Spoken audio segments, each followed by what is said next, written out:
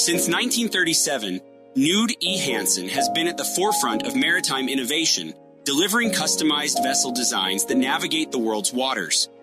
Our expertise spans new vessel designs, refits, and conversions, ensuring each project meets the highest standards of excellence.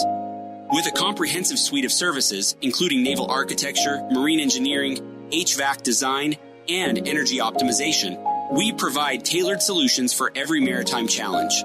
Our commitment to innovative design is evident through our advanced 2D and 3D visualizations, allowing clients to experience their vessels before construction begins.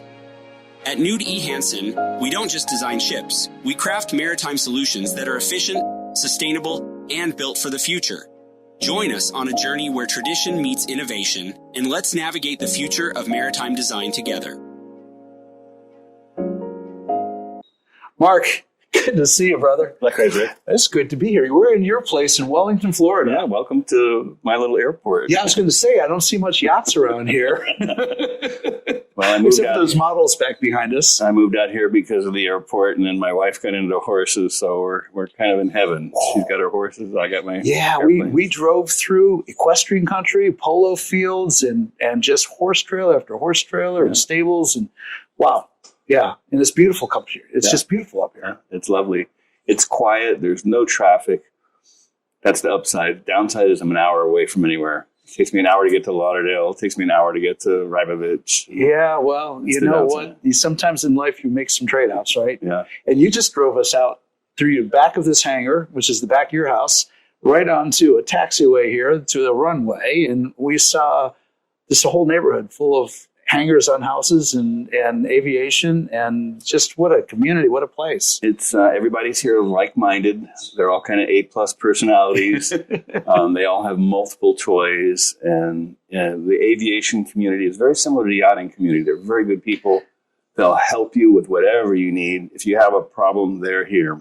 And it's such a nice environment of good people, like-minded people. I love it. And of course, you're famous for that saying, "He who plays with the most toys wins." That's my mantra. Yes, yes, yes. As you know, we grew up as a captain, so we got to drive the yachts, drive the dinghies, play with the toys, and the owners, what did I get, a couple of weeks a year? You had all the time. Yeah. That's a luxury. It's in a way, it's a big luxury. And because we've got aviation here, I have to assume that gave you an edge as a captain too, being able to bring that to the owner, bring that to the program. Where it really paid off was for Bernie Little. And, I had been flying since I was 13. I grew up at the airport, washing and fueling aircraft. And I loved it. My father encouraged me to fly. So at the very early age, I started working with him. And then I got into yachting as well, doing deliveries and sailing, racing and things. And what was the big event for me is after I'd done a little bit of both, I started working for Bernie Little, who was a helicopter guy. Right. Well, he was also, for those that don't know, perhaps, he was one of Anheuser-Busch's biggest distributors. Yep. He was based in the Tampa area. Lakeland, Florida was his home base. Right. Big Anheuser-Busch distributor. He had the Miss Budweiser racing team. That's right. So probably one of the reasons I like red. The DNA wore off. Yeah, and he started with the Merlin engine, piston engine in the hydroplanes. Wow, that was the same engine they had in the P-51. That's exactly right. And then he was the first guy to put a turbine engine on hydroplanes. But he also loved airplanes and was a barnstormer pilot as a kid. So he was a helicopter guy. And so I convinced him, because I knew how to fly helicopters in an old Bell 47, which was a piston, like the MASH helicopters, bubbled piston engine. Yeah. And I couldn't afford the turbines. So Bernie sent me to Bell School to learn how to fly turbine helicopters. And that was a huge game changer. And that was worth hundreds of thousands of dollars of training that I couldn't afford. Wow. But he put me through. And once we did that, I was flying off the back of the yachts with the helicopters, and we pioneered that. Right. We started with a boat called Delfino, first big helipad on a yacht in Florida. And then my hero was, back in the day, the old Coco Chanel. Yes. The captain of that boat was also a helipilot, and he gave me the idea, I want to do both. Right. So I was able to do that with Bernie. I was able to be his yacht captain and his helicopter. Didn't Bernie buy that boat? Bernie always wanted that boat. It had a helipad. I always wanted that boat as a yacht captain because in its day, it was the biggest thing we'd ever seen in Fort Lauderdale. It was a really unique boat, too. Very narrow beam, right? Yeah, it was lengthened twice. Cut in half at Merrill Stevens. Right. They put 33 feet in the middle of it at Merrill Stevens. Whoa, 10 meters of extension in the middle of it. Yep, they cut it literally in half, and that was for this guy, Mel Powers. And he had a Long Ranger on the deck. And then Bernie bought it sight unseen as it was crossing the Atlantic, and I couldn't have been happier. And so I was able to take that and extend it even farther with a helipad and put the seaplane on it. Wow. And that's what ended up being Nadine, Nadine. Was boy, who doesn't know about that program?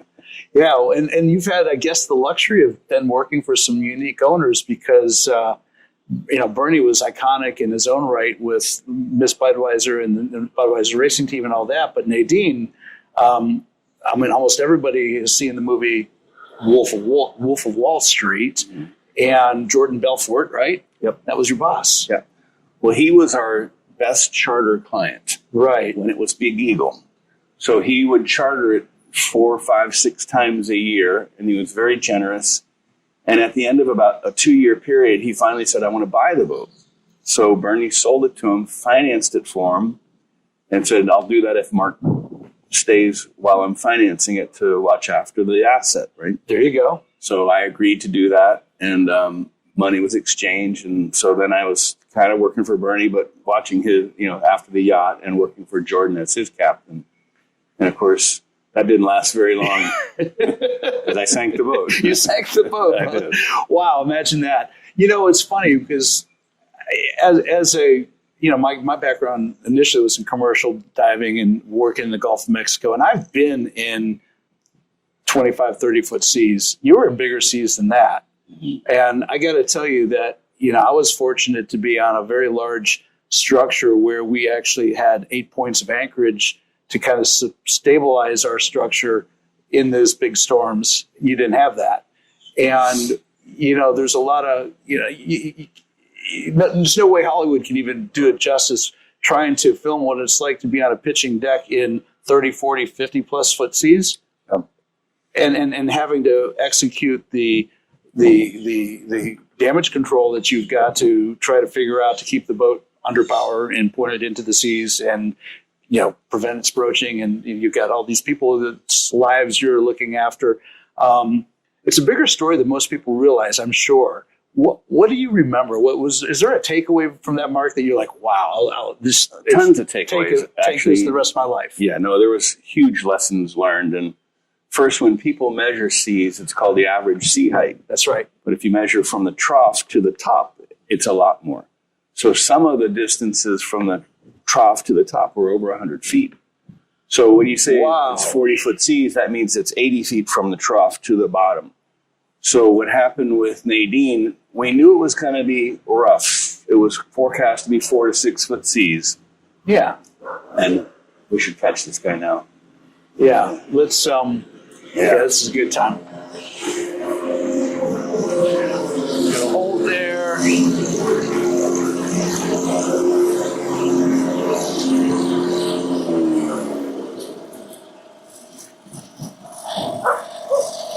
I have a favor. Yeah. We're doing a film interview, and I was wondering if you could come back to this area another time, like an hour from now, because the noise is on film. Oh, okay. If you can come back 1 hour would be great. Yeah. Or don't worry about it. And it's just the sound is on from the sound. The problem. Okay. So, okay. Una hora. Yeah. Okay, gracias. Thank you. Okay. What? Yeah.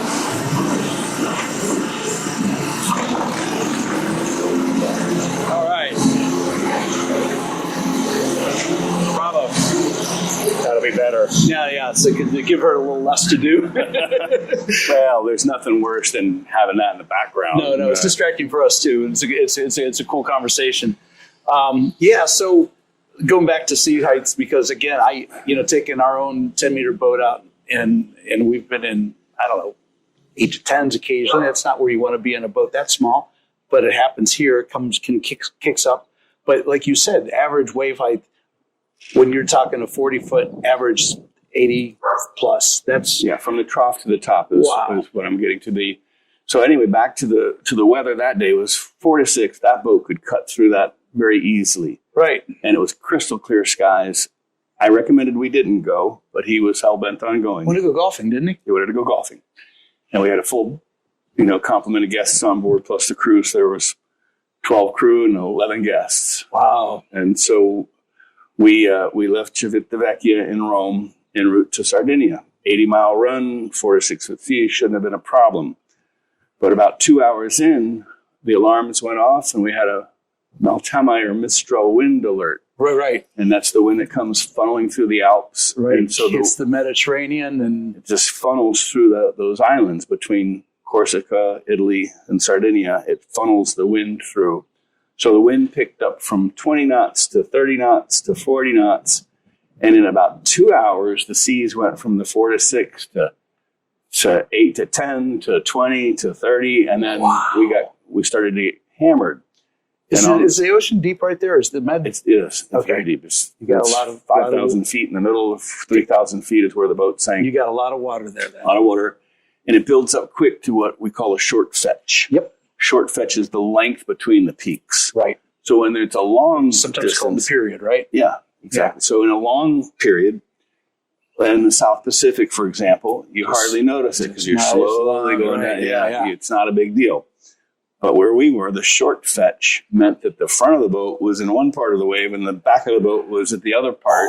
So it ripped off every piece of wood on that boat. It twisted the boat and the cap rails cracked and the cabinetry pulled across the deck. And so pulled the lift off the boat, didn't it? It pulled the swim platform off, and that caused holes in the back of the boat. It destroyed all of the woodwork. So we knew we were in trouble when one of the waves broke over the top of the boat. Oh, the top deck. And I said, this is going to be trouble. So probably halfway through, we had no choice but to keep going because if we turned around, we would risk broaching. Oh, yeah. And that would be the game over. Yeah, it would have been game over. And so we slowed down and we were able to go up and over these waves by giving it throttle to go up to maintain steerage and then pulling it off at the top. And as it fell off, just surf it? We surfed on down and then, the bow would then bury into the next wave. And when it did that, it imploded the bow hatch. So we had an old dog-style sailing type wooden hatch. Wooden slat hatch. For the crew. Right. Crew entrance. It slid. And that imploded and just splintered. So now we had green water coming into the crew quarters every time a bow wave hit. And we tried to cover it. We tried to patch it. We put canvas over it, but nothing was going to keep that out. So we ended up having to seal off the bow. Were there pumps to try to pump it out or no? Oh, yeah. But that, couldn't stay ahead of that much imagine, water. Blue-green water coming into a 4 foot by 3 foot hatch, pouring into the crew quarters. Nothing was going to keep up with it. No. So one of the lessons that I learned, and from the Budweiser days, we had cases of beer in the bilge for storage. Well, that cardboard got soaked and ate up and clogged the bilge pumps. So never put cardboard in any bilge. And that was one of the lessons. Here you go. The good news was we never got any water in the engine room. So I had power and steering and electricity up to a certain point. So you could keep steerage. We keep steerage. So without steerage, we would have broached. Right. So the boat was filling up with water from the top down. Yep. So when the bow lowered with the water in the crew quarters and we sealed off the crew quarters, now it's about 40 feet of that bow. Now the bow is lowered because of the weight. And we had 2 dinghies on the bow. Well, the fatal blow was one of the waves broke one of the dinghies off its chocks and chains, and it came through the dining room window. Oh, geez. Now we had blue-green water coming in the forward dining room window and going down the staircases to the guest rooms. So now we're sinking from the top down. That's not good. There was never a hull breach. No. But we had blue water coming through the staircases and coming through the salon. Where were the guests at this point? Well, I had put them all in the main salon and put them all in life jackets as this was happening. And I called a mayday at that point. When the dinghy came through the window and we had water coming in that kind of volume, I called a mayday. It became unmanageable. And that was about 3:00 in the afternoon that I called the Mayday. Crystal clear skies, blue skies, not a cloud anywhere, but big winds, big seas. And I only had one choice, and that was to head slowly into the waves. And I'll never forget powering up and then holding on at the top and then coming off the top. And, The whole vessel had been just shaking, huh? It would shudder. Shudder, yeah. It would just shudder and Wow. shake. Yeah. Well, the guests, were they keeping their proverbial shit together, or was it? No. No. They were freaking out, and Jordan wanted me to fly him and his wife off in the helicopter. And I said, Great. Yeah. I said, I cannot leave. That I'm the captain. I can't. So did he revert to pharmaceuticals after that?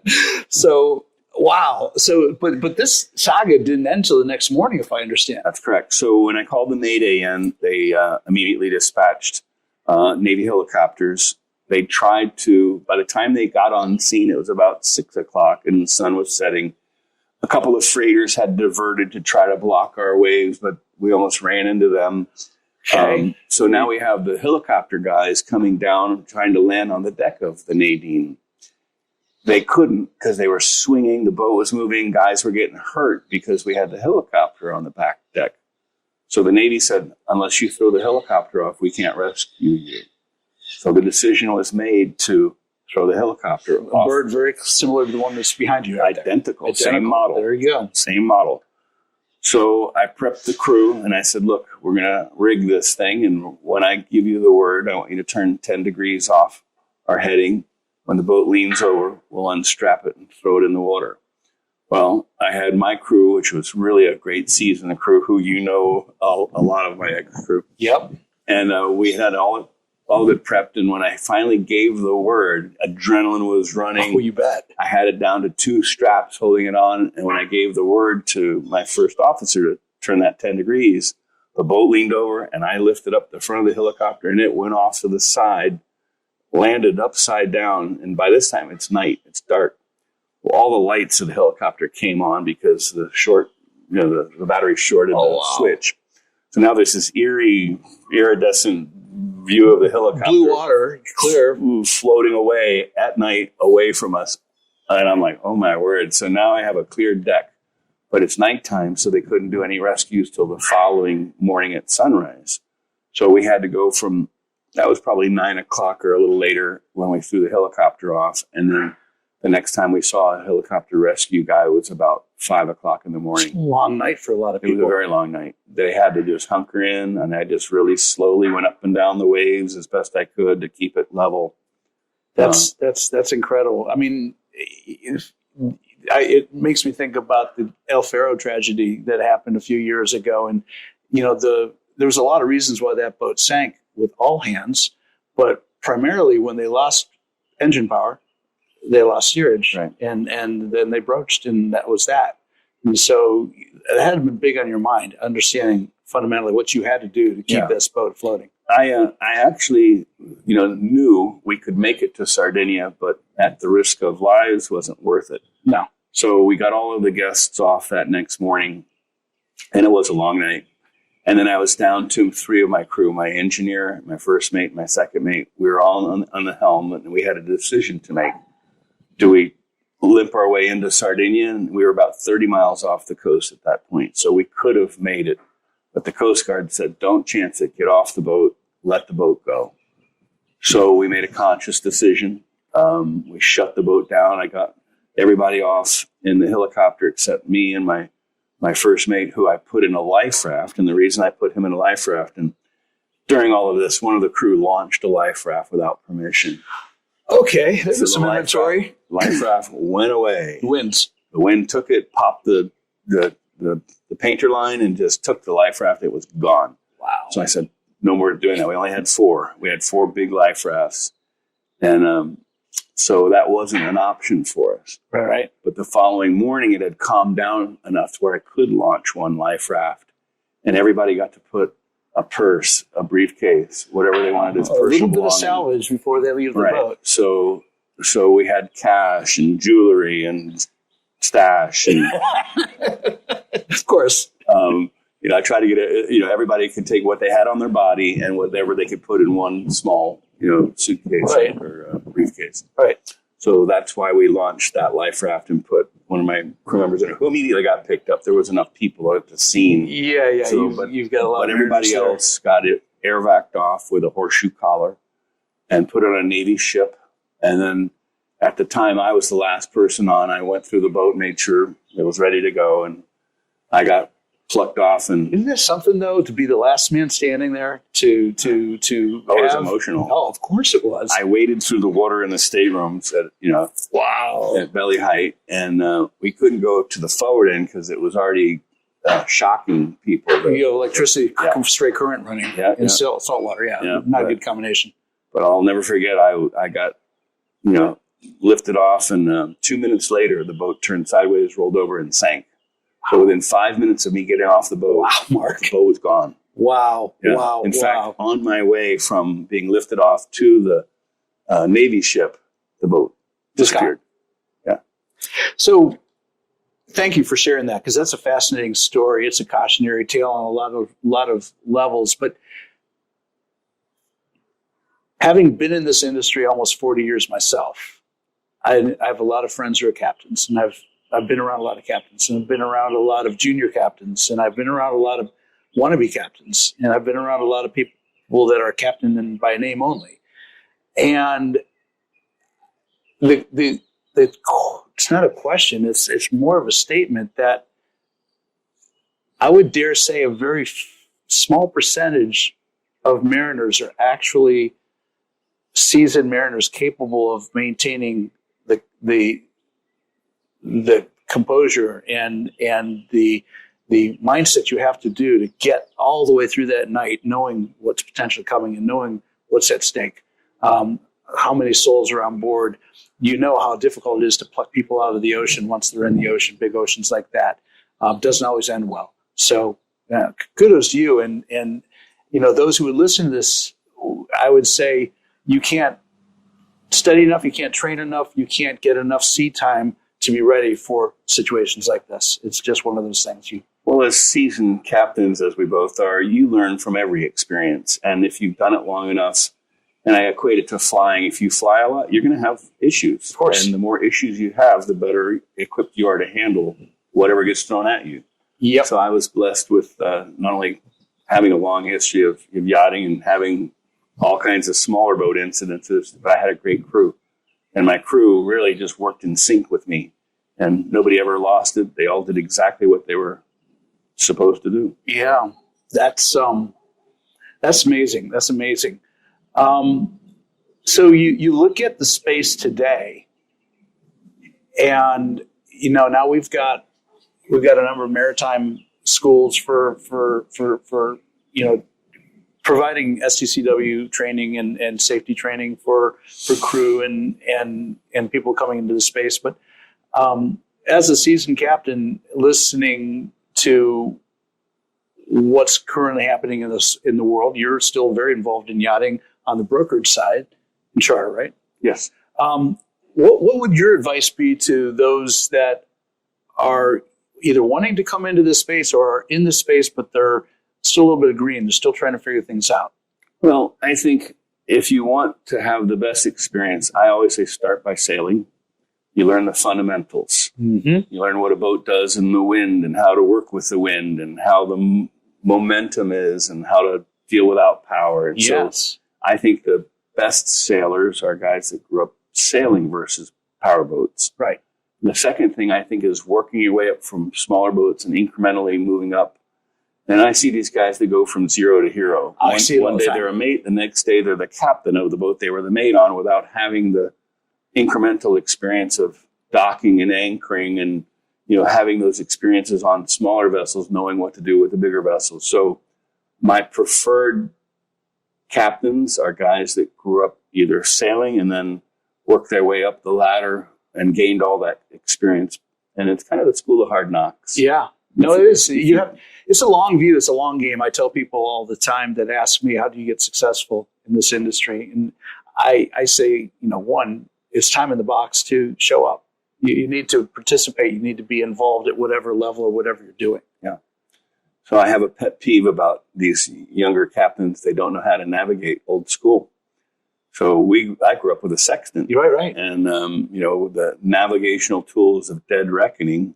That was a requirement for you to get your licensure too, wasn't it? Yeah. To get any oceans, you had to have celestial. And I navigated, and this is what I wish for these modern captains is for them to learn how to dead reckon. Right. And that's being able to navigate without anything but a compass. Yeah. What happens when the satellite network all of a sudden turns off for some reason? Well, your GPS, these kids nowadays, they don't know how to do anything else. So for me, that would be a wish. You know what? When I was younger, I had a very dear friend of mine, Fletcher, who was he's a sailor. In fact, my first experience on the ocean, I had a 12-foot moth sailing boat. And then I went from that into racing Hobie Cat 16s. Me too. My moth was called a middy. Mine was called the Shark. That was my thing. And I had a Hobie Cat 16. Oh, that's funny. When I wanted to become a diver in 1975,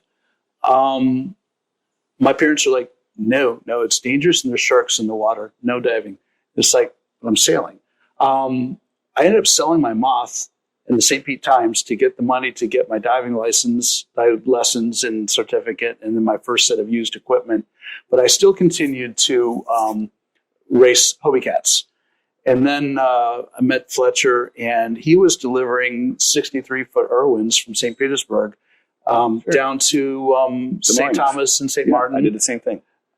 I had a charter fleet where we had the 37 Irwin, and then we had the Morgan Outlanders. and the 44s. And the CSY boats. Yeah. We brought them all down to... Fletcher was actually working at CSY for a while. Right, so we brought them down to the moorings in British Virgin Islands. Right. So I did a couple trips with him delivering these boats, and we would go out on deck with the sextant, and we would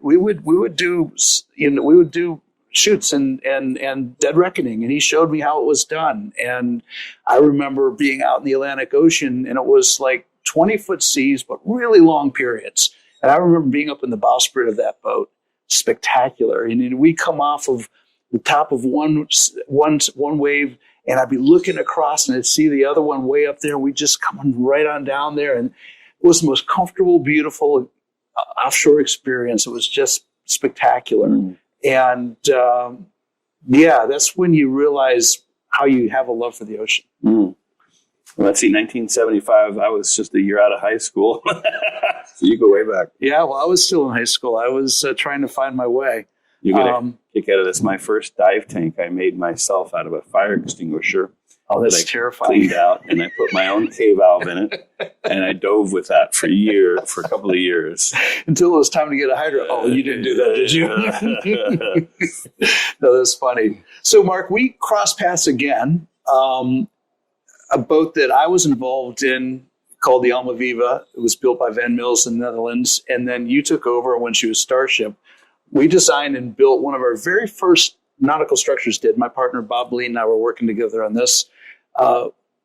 Ironically enough, the first couple gangways we ever built happened to be on some of the biggest, most unique builds we've ever been involved in. I don't know how that works. But we built a really cool gangway on the back of Alma Viva Starship. I remember well, yeah. And you use that as a go, no-go gauge for your flight operations. Well, we used it for everything. First off, it was the back of the boat. Yeah. Second off, you could swing it out and keep it at water level as a dock. So now you had a proper way to bring your dinghy in and dock it. Yeah. And then thirdly, it was a gangway. You could raise it and lower it, and the end of the platform would stay self-leveled. It's self-leveling. Yeah.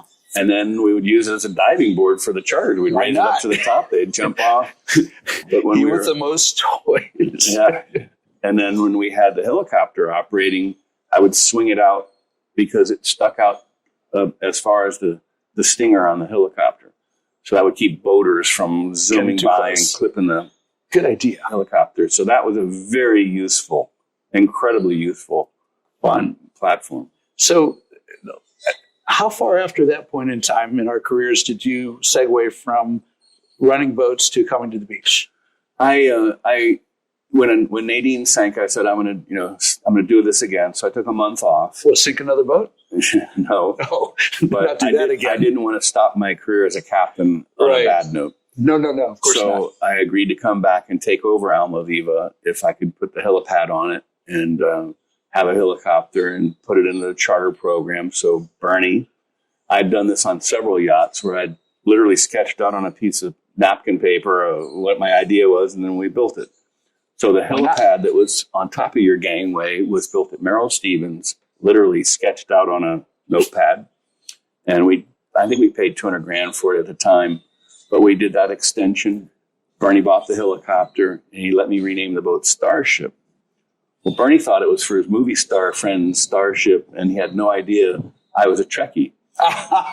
And so we had the original coming out party for Starship, sponsored by Anheuser-Busch, for a Halloween costume party. Oh, man. Bernie didn't know it, and it was half owned by a guy named Wayne Huizenga at the time. We know Wayne. Yep. So they didn't know what I was up to as far as the marketing. They just thought, great name, Starship, whatever. But I had put all the crew into Star Trek uniforms. We had an alien look-alike party at the Fort Lauderdale Boat Show. So probably 600 people showed up because it was an Anheuser-Busch kind of sponsored event. And they showed up in all these costumes. And I'll never forget Bernie and Wayne come walking down the dock, and there's all these aliens on their boat. And Sam Israel, remember him? He was dressed as a Ferengi. And he went up to Bernie, and Bernie said, "Get the F out of here." Stuff like that. So Bernie grabs me and says, "What are you doing? Get all these crazy people off my boat." And I said, "Don't worry, it's marketing. It's Starship, it's Star Trek." Right.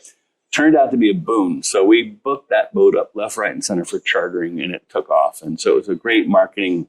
It's a great boat. That boat's still around. Yeah, no, it's still called Starship. And we did a very successful charter season.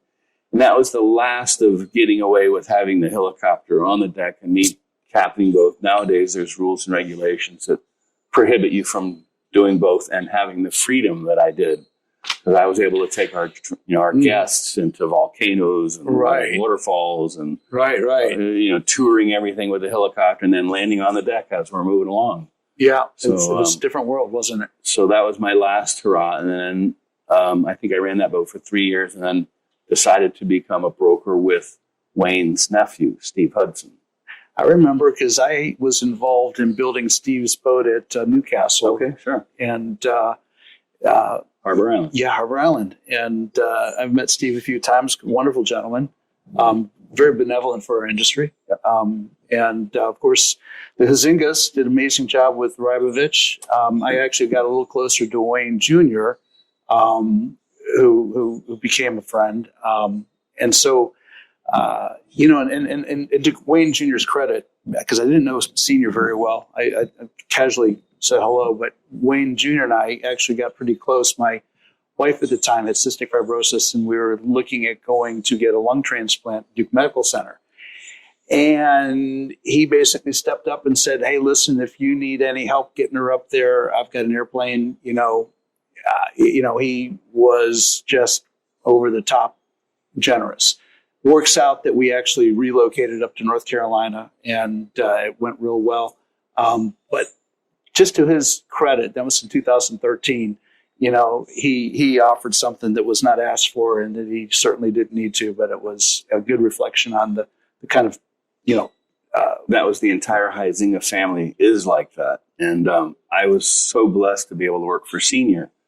And one of the reasons I took the Almaviva is because of Senior owning half of it. I wanted to get into their family and operate it. And I loved Bernie Little as well. But the Huizengas gave me another huge opportunity. Huge. They backed me in things. And Wayne was a blast. He was funny. He was fun. He was smart.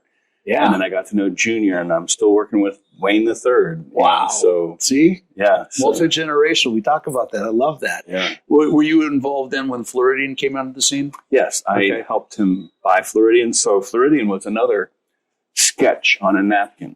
So Floridian. Ocean Fast. It was called Aussie Rules at the time. Aussie Rules. Owned by Greg Norman, who Wayne knew. And I remember they had the 45-foot sport fisherman on the back deck. And then I said to Wayne, Wayne and I were talking about our next project. And so I sketched a helipad on the back of Aussie Rules. Wayne said, "Let's do it."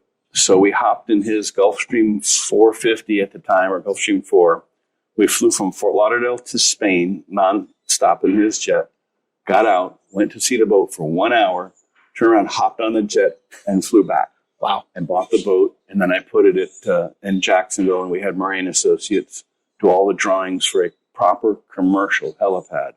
That was a huge difference. I was doing touch and go pads all day long because it didn't require much the load, right. engineering, but fully certified for refueling. It had to have double wall pipes. It had to have a storage capacity for the foam from the firefighting and fuel spills. And then there was all kinds of safety implements and lighting and things. So we really got involved with one of the very few large certified helipads in the industry. Yeah. And Wayne had a huge helicopter, an EC 1. I've seen it. It's a big girl. And it would seat 11 people. So he could take all of his guests and golf clubs and pilots and fly for 300 or 400 miles and play golf and come back. So that was one of the last big projects I did for Wayne Senior. Now, not to it's throwing any cold water on this, but I was made aware that the Floridian project at one point in time became a bit of contention for Wayne Senior too. He had some experiences with refit, did that give him any issues in yachting? No, not at all. He was just in a hurry to get it done. So we built the helipad as quick as we could. But no, he loved it. He loved every bit of it. And then we had a conscious decision to sell it. And I'm very proud to say that I made him over $8 million from all of the money he put in to what we sold it for. So it was not only a great experience, he used it all the time. Love it. Loved it. We used a helicopter all the time. And we had the seaplane follow us as well. They had a Twin Otter on floats. And so we would use the seaplane, the helicopter, and all the kind of the toys that I've been used to playing with. There seems to be a theme running along here, Mark. I love this. And we went all over the globe. We did Europe and Alaska and just had a blast. And Wayne was just so great to work with. But there was never a problem. What I think he and his wife didn't want to be, I'll call it travel agents, because every time they invited guests, they had to arrange the flights. They had to arrange the movement of all the puzzles and pieces. So they wanted to slow down and not have to do that as much. And that's one of the reasons they moved out of yachting. But they moved up. I met Wayne when I was in my 20s and met him in Mexico at a convention. And then I ended up working at a shipyard where I took care of his boat at the time and built the galley. So I knew of him and about him, but really got to know your him. paths recrossed in time then. Yeah. That's interesting. But So he was a huge mentor and a great friend. And again, he and his family so benevolent to our industry as well. Unbelievable, generous with everything. Yep, love it. I love it. Yeah. So at some point in time, you did segue into. Were you with Steve when they began IYC? Yeah, the very genesis of that. When I decided to retire as a captain, it was a conscious decision. At that time, I was going to get married and settle down and do all of that. Steve Hudson, who was Wayne's nephew, had just started International Yacht Collection. And they had been called Pinnacle Yachts up until that point. And they had the office in Fort Lauderdale at the Quay. Yep. So I said to Steve, Steve, I'm getting ready to be land-based. I said, why don't I join with you and I'll take it international. I had an office already planned in St. Martin and one in Newport, Rhode Island. And I said, I'll start your charter business, your yacht management, and we'll grow the company. So Steve and I made a deal. I had a percentage of the company, a small percentage. And I started with Newport and St. Martin, and Steve had Fort Lauderdale. And that was the start of really International Yacht Collection getting off the map. And within a couple of years, we had a nice charter fleet going. Sales were up. I was, took me a year and a half to get started as a broker. Mm-hmm. And it was painful, but got to start. And now the company's done very well. And, no doubt. It's launched a few other careers along the way, too. Oh, yeah. Yeah, that's as you know, a bunch of them. Well, yeah, it's funny because I just interviewed. We had a great conversation with Graham Lord, and he was sharing some of the very same, very very kind words about Steve Hudson and his initiation with IYC, and he started Fairport Yacht Support coming out of there. Mhm. And I think that's what's wonderful about this industry. If you are at all entrepreneurial, if you're engaged and committed to this industry, there are so many rabbit holes you can go down, so many directions you can move in. Well, it's not who you know, it's what you do with who you know. And, like Steve Hudson, he opened doors for people. Same thing with the Huizengas. They opened doors. And Yeah. You get what you give sometimes, or oftentimes. And so that's fantastic. We were talking earlier about our mutual experiences with Trinity Yachts, and that was also, I think Felix Abatis got involved at some point in time, and I was I was at the Dubai Yacht Show, and I went to Abu Dhabi where John Dane Jr. had set up an office right there at the F1 track. We were right in Abu Dhabi at the Yachts Marina. Yeah.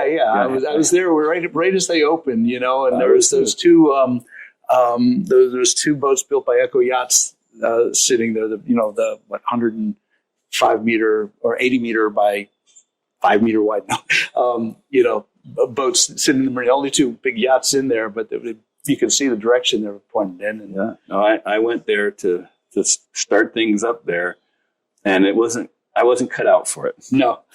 Well, number one, every couple of days you would lose sight of the buildings across the marina because the sandstorm would come in. That's real. And after about 2 weeks, if I coughed or spit, it was tinted orange, and that was the sand in my lungs.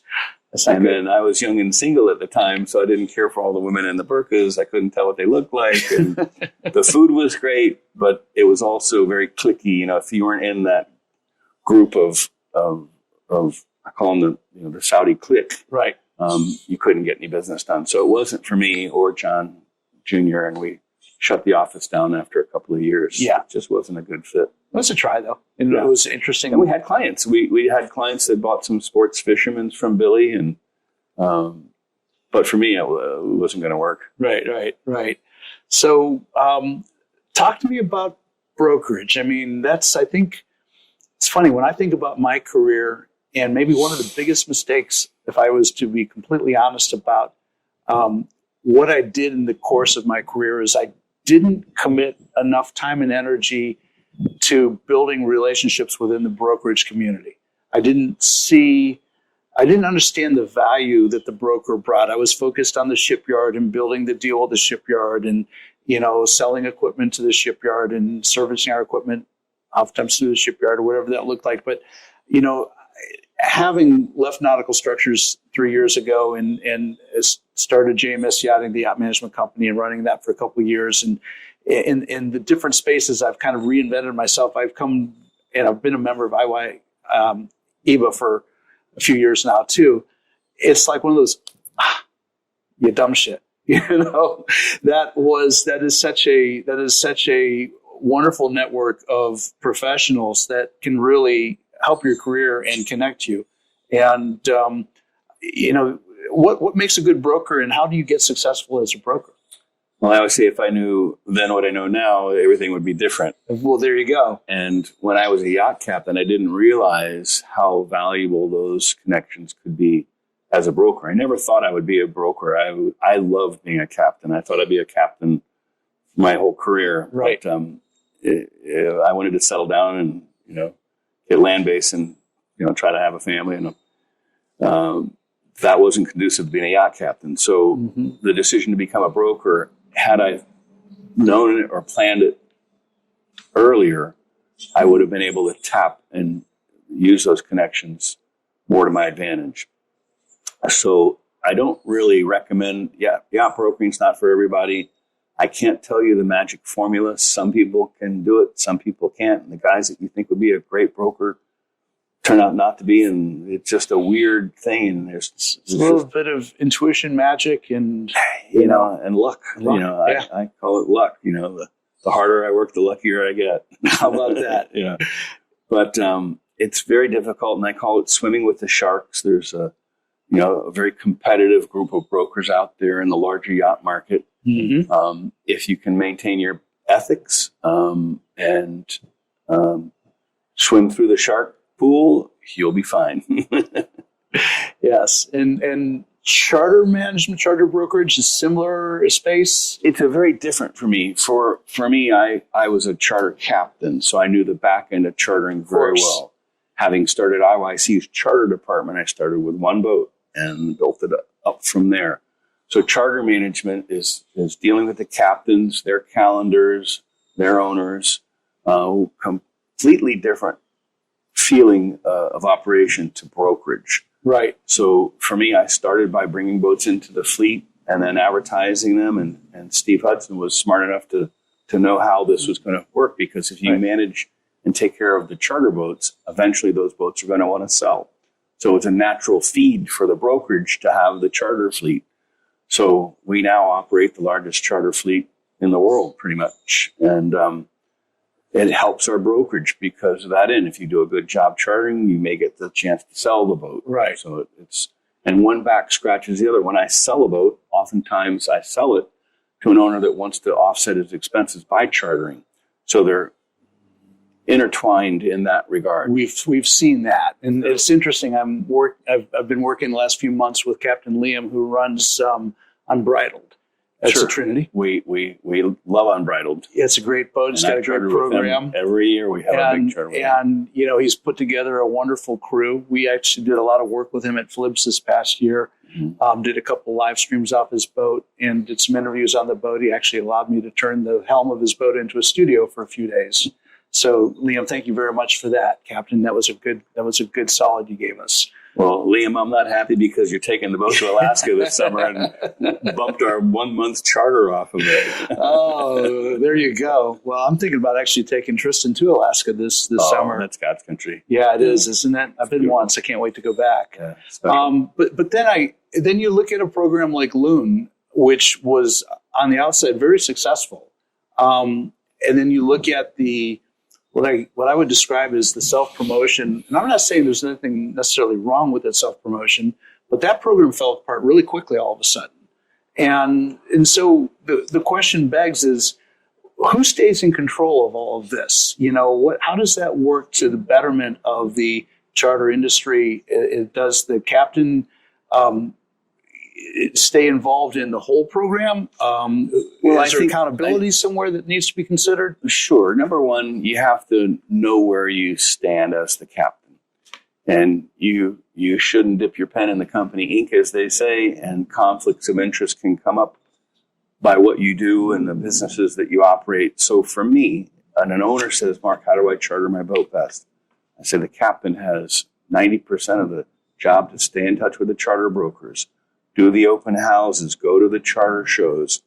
And every chance I got as a charter captain, I would entertain the charter brokers for a lunch, 4 or 5 at a time. And, the captain regales them with yacht stories, and it's the squeaky wheel that gets the grease. So for me, the most successful charter captains are the ones that interact with the charter brokers and make them feel warm and fuzzy and have them on the boat often, give them a gift bag. You'll guarantee to get more charters if you do that. If you go beyond that, it can be, you want to hold it right there, so to speak, as far as your involvement with the boat, its management, and the business. Right. Because there's been, use between the phenomenon of below deck and what that's done or impacted our industry, our business. And you look at all the social media, the Instagram feeds, and all the stuff that's going on. There's a lot of information that gets thrown around. And a lot of it's very engaging and intriguing. And I think I can see how you can attract potential clients to the program when you see all the fun everybody's having. Sure. But at the same time, there's a certain decorum of professionalism in our industry. And, there's that side of it too, where, the crew has to be considered and looked after. And the management of the vessel needs to be professional. Thank you. That's the word. Yeah. So for me, below deck is not a good thing for our industry. I'm not happy because my rules to my crew are speak when spoken to. Nobody needs to know our business. Nobody needs to know the drama that goes on behind the scenes. And that's how you run a real professional outfit. That's right. The minute you expose that to the owners, they get soured because they're not in it to hear about, your love life when you're not working. No.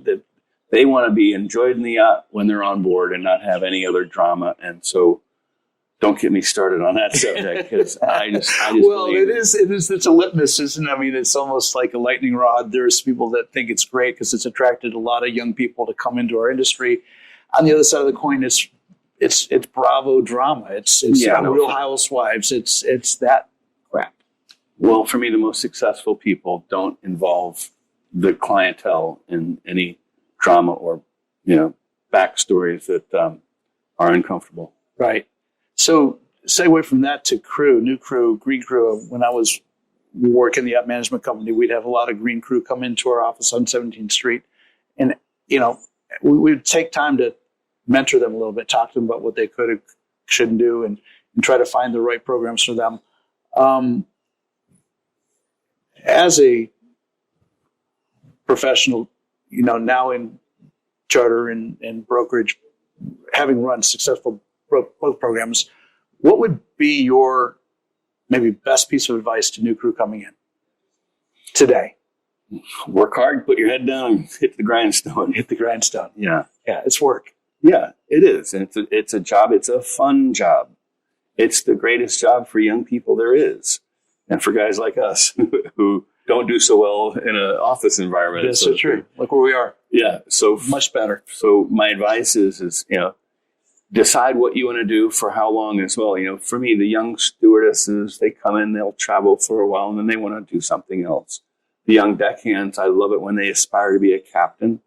They're more long view then. Yeah. I like people with a long view versus people who just want to get in, travel for a year and get out. Yep. But that's all part of it too. And I always love, welcome fresh faces and, new things.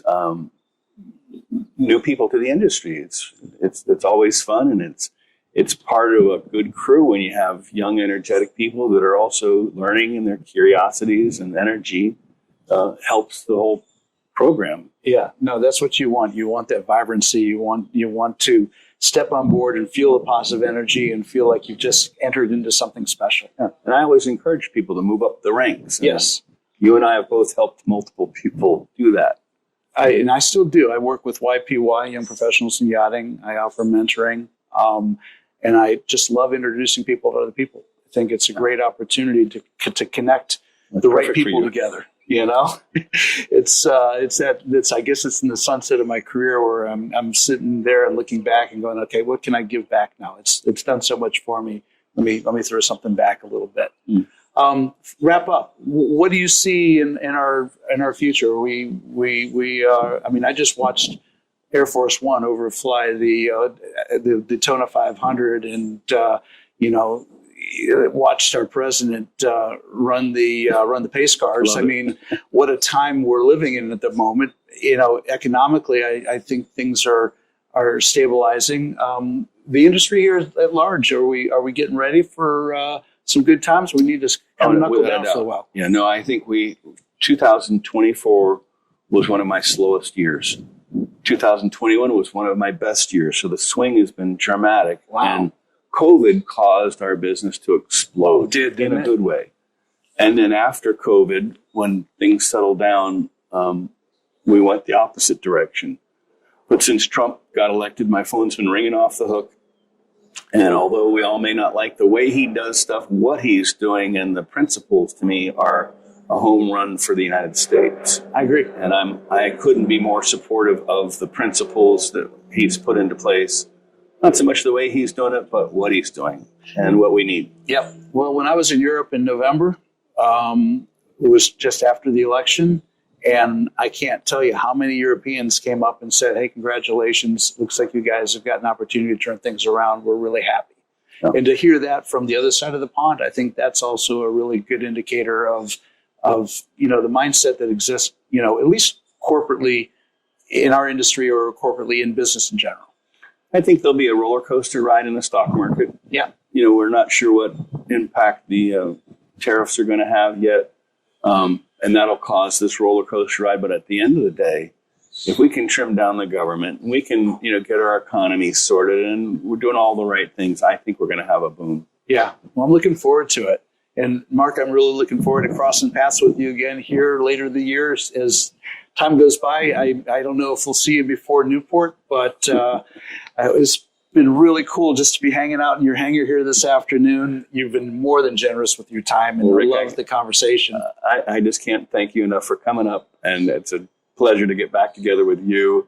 Love what you're doing. It's perfect for you. And I'm having a good time with it. Yeah. Yeah. Well, thanks, Mark. Appreciate it. Okay, Rick. Until next time, I'm out of here.